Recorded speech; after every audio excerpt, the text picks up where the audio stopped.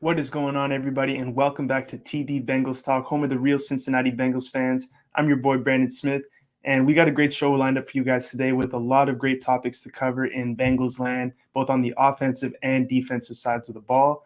We're going to talk about 5 potential first-time Pro Bowlers on the defensive side of the ball. We're going to talk about Steve Palazzolo's article where he says that he thinks that the Cincinnati Bengals have the 12th ranked offensive weaponry in the entire NFL. Do we think that's too high, too low? We'll get into all of that. And then we're going to discuss T. Higgins. What have we been hearing in this offseason, heading into year 2? What do we expect from T. Higgins? And so much more. But before we get into that content, just want to make sure I let you guys know to make sure you subscribe to the channel so you don't miss a beat on Cincinnati Bengals football. Hit the like button if you enjoy this type of content. Let your friends, family members, and fellow Cincinnati Bengals fans know about the channel as well, because we're trying to grow, do bigger, better things, and get the word out, get all the news about the Bengals out to as many dedicated fans as possible. And last but not least, make sure you check out TD Sports Talk, which is our parent channel here at TD Bengals Talk. We got lots of great sports content coming out very soon on that channel, so make sure you check that out as well. All right, so without further ado, let's hop into topic number 1: 5 potential defensive first-time Pro Bowlers on the Cincinnati Bengals. So this article was by Michael LaPlaca, and basically he went through the roster and outlined 5 players on the defense that he believes could be Pro Bowlers for the first time. So I'm going to go through this article, give you the names, tell you if I think each of these players actually has a good chance of being a Pro Bowler for the first time, and whether I think they don't. So the first player on the list, this one for me is quite easy. Safety Jessie Bates III. I'll read you what he said about Jessie Bates. He said, Bates should have made the Pro Bowl last season. True. He earned a second-team NFL All-Pro selection after a breakout season in 2020, which was Bates' first All-Pro selection. Pro Football Focus listed Bates as the highest-graded safety in 2020 at 90.1, after he dazzled with 109 tackles, 3 interceptions, and 15 passes defensed. The sky's the limit for the fourth-year pro. So this one is pretty easy for me. Like he said, I do believe Bates should have already had a Pro Bowl on his belt. It's kind of crazy to me that a player could be a second-team All-Pro, meaning that he's at least the second, or depending on the position, especially at safety, he's top 4 to 5 at his position in the entire league, but yet he's not a Pro Bowler. So this whole article, just to preface this, I don't know how much stock we should really be putting in the Pro Bowl. We should be more happy that Jessie Bates had his first All-Pro selection last year. The Pro Bowl it's fan voting, so you have to kind of take it with a grain of salt. So I'll preface this whole first segment with that. But I do agree, with what he said. Jessie Bates should already have a Pro Bowl, and I do believe that 2021 he will get his first Pro Bowl nod. So now moving on to number 2, we have Sam Hubbard on the defensive line. So I'll read you what he said. So after recording 14 and a half sacks in his first 2 seasons combined, that's not 14 and a half each season, we wish, Hubbard battled through an injured elbow and recorded only 2 sacks in 2020.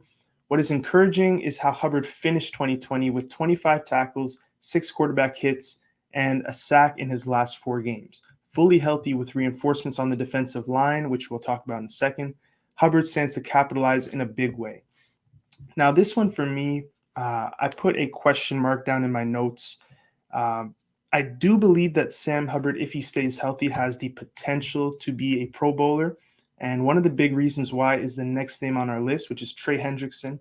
And I believe that Hendrickson having 13 and a half sacks last year with New Orleans is going to draw a lot of attention. So if Sam Hubbard can stay healthy, learn a little bit maybe from Trey Hendrickson as well, and build off of his first 2 seasons in the end of 2020 where he did play well, I believe he could make his first Pro Bowl if he makes a big splash. So like I said, next name on the list, we have Trey Hendrickson. So for this one, Michael LaPlaca said, any player coming off a season with 13 and a half sacks should be on everyone's list for Pro Bowl consideration.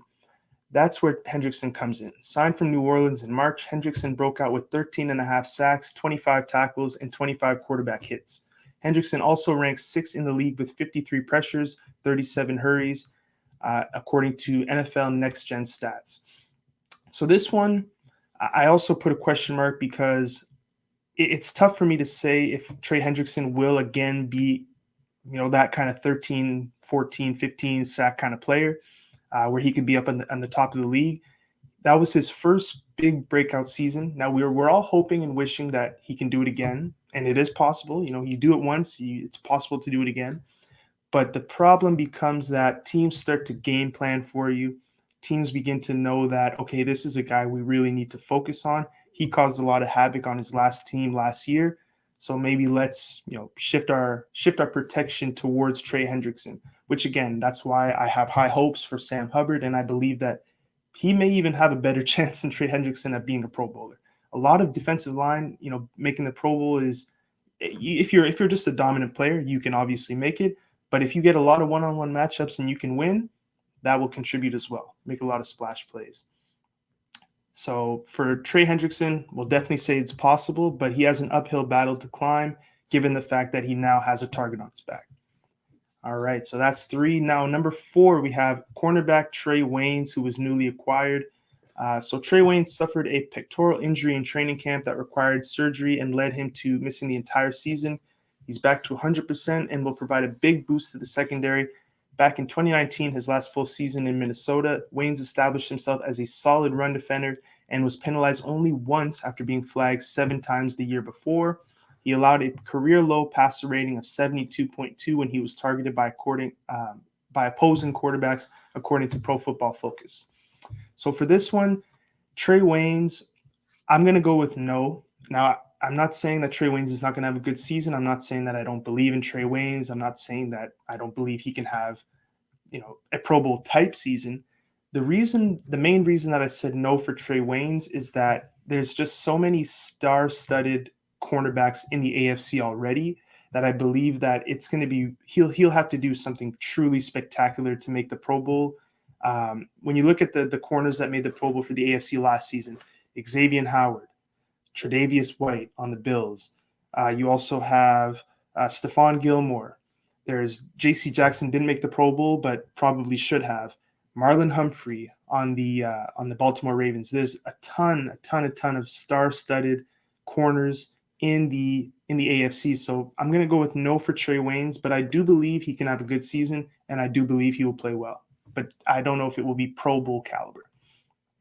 All right, and last name on the list, we have defensive tackle DJ Reader. So Reader is a disruptor in the middle who looks to bounce back after he started 5 games before a quad injury knocked him out for the rest of the year. Prior to his arrival in Cincinnati, Reader was coming off a 2019 where he made 52 tackles, 6 for a loss, 2.5 sacks, and 13 quarterback hits. Reader should be 100% for the start of training camp, and paired with veterans Mike Daniels and Larry Ogunjobi. We're going to talk about Ogunjobi in just a second. He should be back to where he was 2 years ago. So this one for me, it's another tough one because they're like similar to the cornerback position. There are some very, very talented defensive tackles in the AFC. You have Chris Jones with the Chiefs. It's a talented position for sure. So this one is another uphill climb, but I do believe that DJ Reader could be a Pro Bowler for this team. He's a very talented run stuffer, huge dude, tough to move. So I'm going to go with a maybe, but leaning more towards yes for DJ Reader becoming a Pro Bowler for the first time. Now, I added 2 names on my personal list that I want to talk about that I think could be potential first-time Pro Bowlers on this defense. And the first one is Von Bell. Now, the reason I like this Von Bell pick is because I believe Von Bell has that mix of athleticism, instincts. We saw it when he hit Juju Smith-Schuster. It seemed like he knew the drag was coming before the play even started. Hard-hitting, ball skills, where I believe that Von Bell could be the strong safety pick for Pro Bowl in the AFC.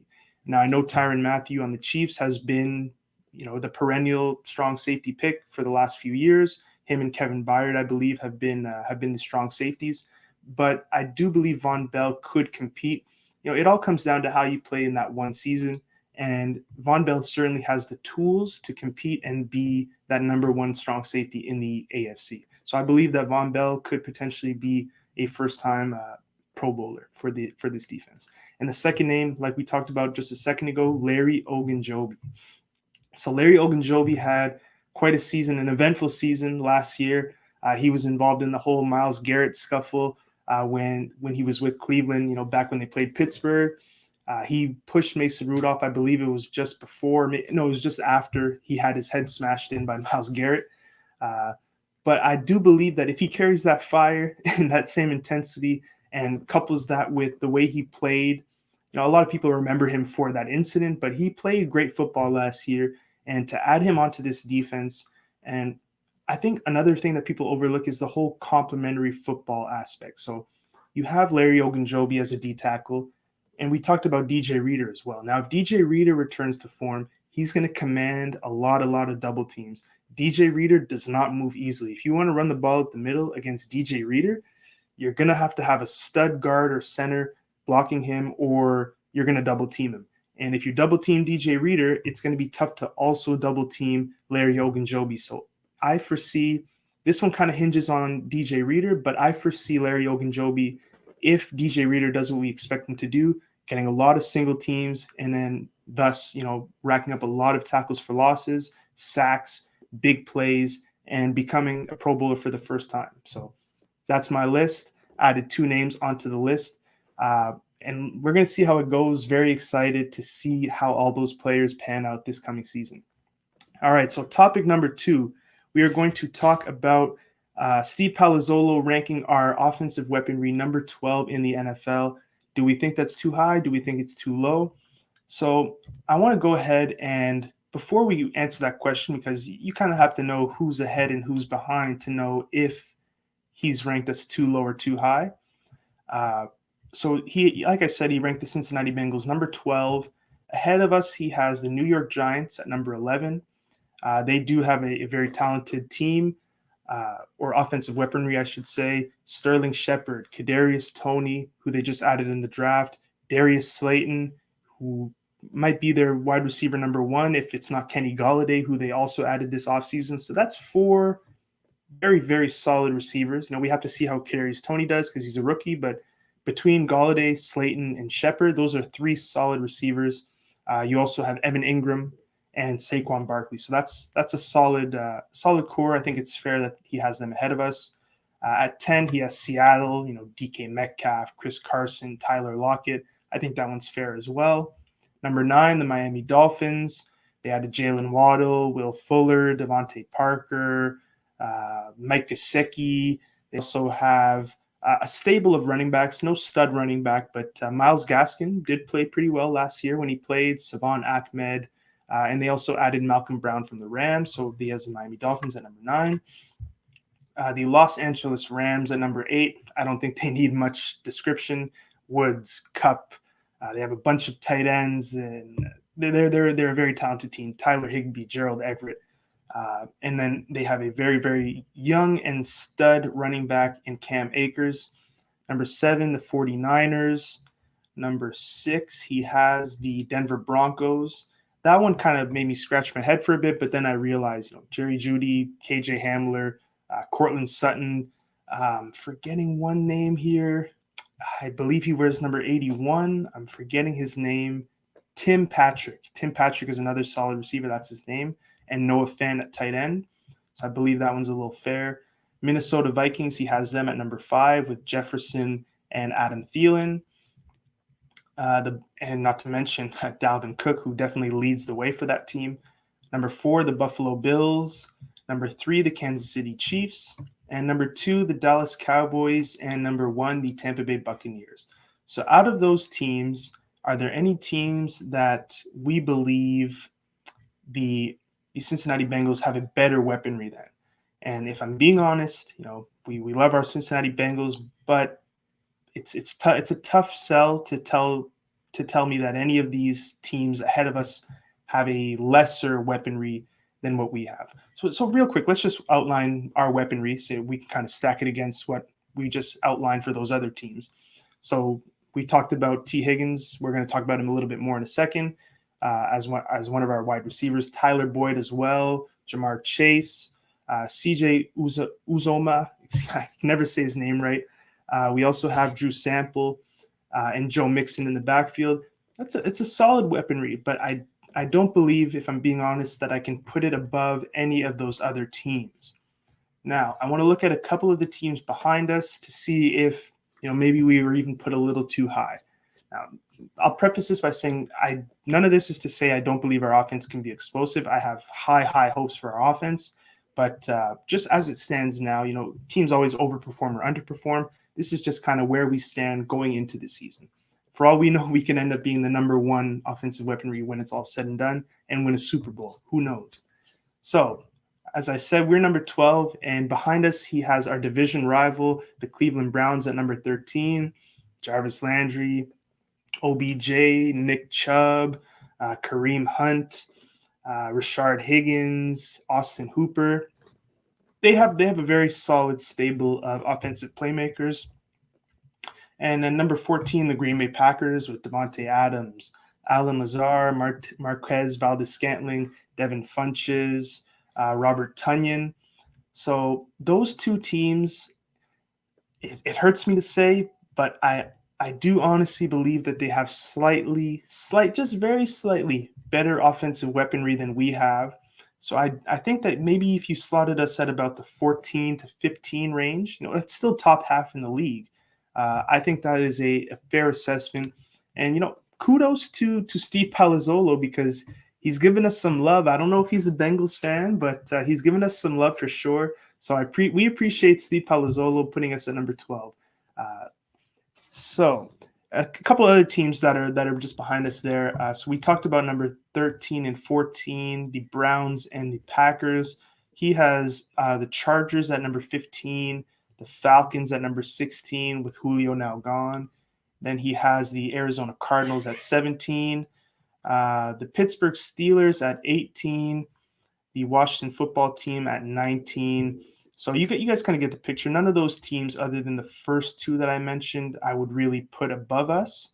So like I said, about 14 to 15, I think that's a fair range. And given how young this team is, I think that we can even exceed that 14 to 15. Maybe by next year, people are putting us in the top 10, top 5. Who knows? So, all right, now we're going to get into our final topic of this video. T. Higgins going into a big year 2. So the thing I love about this whole narrative is that T. Higgins hasn't really been he's been talked about, but he hasn't been talked about as, our number one guy. That's primarily been talked about as Jamar Chase by some people and Tyler Boyd by other people. Joe Burrow, he's going to have his old college teammate in Jamar Chase. He's going to have Tyler Boyd, who he worked with last year and had success with. He also had success with T. Higgins, but we're not hearing as much about T. Higgins as those first other two guys. And I believe to a degree that's fair, but because those two guys have produced at a high level, Jamar Chase in college, obviously, hasn't yet done it in the pros, but Tyler Boyd has shown that he has what it takes to be a number one receiver. And T. Higgins, he's shown flashes, but not quite that number one receiver trait yet. So this is a big year for T. Higgins. Now, here's an article by Daddio MacDuke. What a name. What a name. And it's titled, T. Higgins is bigger and faster entering year 2. Now, I want to read you guys a bit of this article, and hopefully you guys get as excited as I did when I read it. So it starts out by saying, Joe Burrow and Jamar Chase, that's been the talk all offseason, kind of like what we just said, and rightfully so. To a certain degree, those are the two top picks of the Bengals in the last 2 drafts, and they were not only teammates at LSU, but record-breaking teammates. Still, it seems to be a given now that T. Higgins will be nothing more than a complimentary piece. Higgins, though, appears to have other plans, so I'm already getting excited. The second-round pick out of Clemson from the 2020 draft has apparently reshaped his body, getting both stronger and faster. Now, the title is T. Higgins is bigger and faster, but now it's saying stronger and faster, and we'll get into a little bit of that in a second. So then they have a tweet here from Lindsey Patterson. T. Higgins said he is around 220 and feels good. I feel even faster. And his quarterback and offensive coordinator are both pleased with the results. Joe Burrow said You can see a big difference in T. Higgins this spring. T has worked on reshaping his body and getting stronger and losing a little weight. So kind of contradicting, Joe Burrow is kind of contradicting what some other people are saying. We have some horses on the offense this year, and I'm really excited. Let's go. T is gonna have a big year. Now, when you hear that from your quarterback, and that means he's got trust in him, T. Higgins is going to get some targets, especially when you're going to be rolling coverage to Jamar Chase and to Tyler Boyd.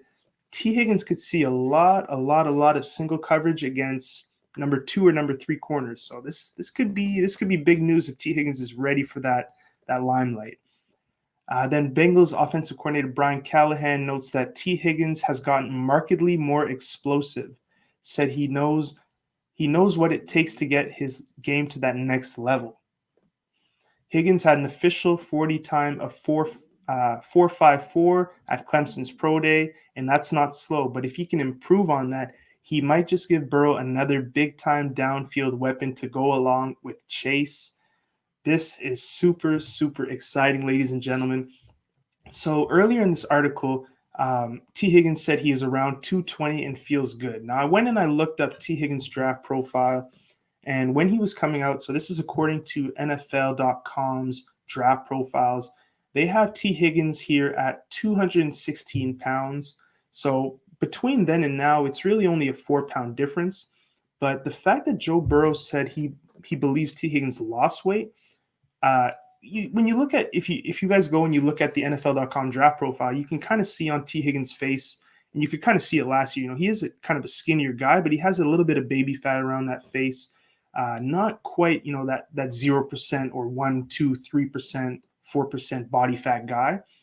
It sounds like he's starting to change that kind of tone. So the fact that he looks slimmer, according to Burrow, but is gaining weight, muscle weighs more than fat. That means to me that he's potentially shaved off some fat, added some muscle. Everyone's saying he's more explosive. People are saying he looks faster. Ladies and gentlemen, this is great news in Bengals land. And honestly, I believe that T. Higgins could end up being, our wide receiver number 1 or 2 when it's all said and done. It could be him and Chase that are studs. Could be him and Boyd. He could end up even being our number 1 guy by the time this season's done. Especially if, like I said earlier, Chase and Boyd command a bunch of attention, which I do believe they will. They're both great receivers. All right. So we talked about the offense. We talked about the defense. I want to thank everyone for tuning into this video. Really appreciate you guys. If you haven't already, like I said, subscribe to the channel, like this video. If you like this kind of content, we got lots more stuff on the way. Check out TD Sports Talk as well, because we got some huge things coming up in the realm of other NFL teams, even NBA stuff as well. So with that being said, peace. We're out. Thank you.